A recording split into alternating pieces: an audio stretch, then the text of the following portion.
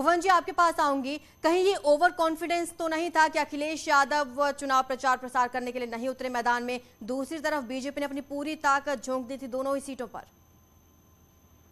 जिसे आप over confidence कह रही है उसे हम विश्वास कहते हैं।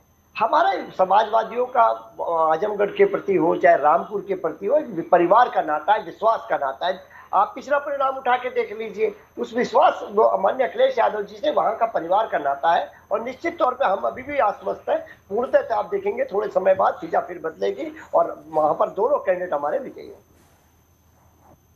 जी भुवन जी, जिसको आप विश्वास बता रहे हैं, लेकिन आज देखिए कांटे की टक्कर दोनों ही सीटों पर देखने को मिल रही है। जिसे समाजवादी पार्टी का गढ़ माना जाता था, कहीं ना कहीं बीजेपी सेंध लगा रही है वहां। भुवन जी देखिए, मैं कहना चाहता हूं जिस प्रकार शासन प्रशासन योगी जी पूरा मंत्रिमंडल केंद्र के सारे मंत्री उस तरह से लगे, निश्चित तौर पे एक प्रभाव उसका पड़ता है। इसके राजनीतिक कार्यकर्ता होने के कारण हम इसको इम्पैक्ट नहीं कर सकते, लेकिन आप वस्तुस्थिति को समझिएगा। जैसा भी आप परिणाम का धीरे धीरे आगे बढ़ेगा, आप देखेंगे समाजवादी पार्टी के वहां दोनों कैंडिडेट। तो आपने ये माना कि जब साथ में बीजेपी नेता उतरे तो कहीं ना कहीं प्रभाव वहां पर पड़ा है। तो क्या यहाँ पर अगर बीजेपी की जीत होती है इन केस, तो क्या आप मानेंगे कि यहाँ पर समाजवादी पार्टी की कमी रह गई, अखिलेश यादव की कमी रह गई?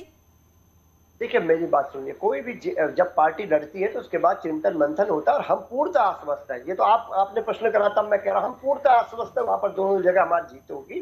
लेकिन आप कह रही है कि कोई भी अगर भारतीय जनता पार्टी भी हार गई तो इन्हें भी चिंतन मंथन करना, हर राजनीतिक दल चिंतन और मंथन करके आगे बढ़ने का काम करता है।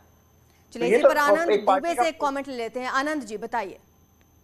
देखिए, भुवन जी जब आए तब उनका उनका जो लहजा था वो कुछ और था।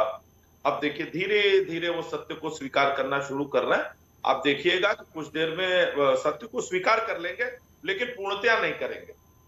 कुछ किंतु परंतु लेकिन के साथ वो सत्य को स्वीकार करेंगे, जैसा कि हमेशा से समाजवादी पार्टी करती आई है। अभी उन्होंने शुरू कर दिया कि नेता मंत्री शासन प्रशासन अब कुछ देर आगे बढ़ेंगे तो कहेंगे कि धन बल बाहुबल, फिर थोड़ा आगे बढ़ेंगे तो कहेंगे ईवीएम डीएम। तो ये सब चीजें आपको थोड़ी थोड़ी देर के अंतराल के बाद सुनने को आ जाएंगी। फिलहाल हम आजमगढ़ में 6-7 हजार वोटों से आगे हैं और रामपुर में हम 5,381 वोटों से आगे चल रहे हैं इस समय। यानी कि रामपुर में भी जो बढ़त है वो लगातार 170 के बाद 2100, फिर 3000 और अब वो बढ़ के 5000 से ऊपर पहुंच चुकी है। और मैं कहता हूं कि समाजवादी पार्टी हो या हम हो, हम दोनों को धैर्य से इस नतीजों को देखना चाहिए। कोई दावा जो ये 200% 300% कर रहे थे जी, वो ठीक नहीं था। जो भी होगा हम भी स्वीकार करेंगे, आप भी स्वीकार करिए।